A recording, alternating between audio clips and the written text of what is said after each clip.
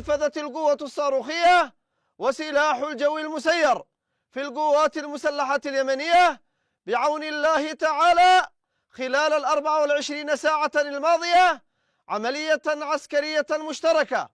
استهدفت حاملة الطائرات الأمريكية USS هاري ترومان وعددا من القطع الحربية التابعة لها في منطقة شمالي البحر الأحمر بعدد من الصواريخ المجنحة والطائرات المسيرة.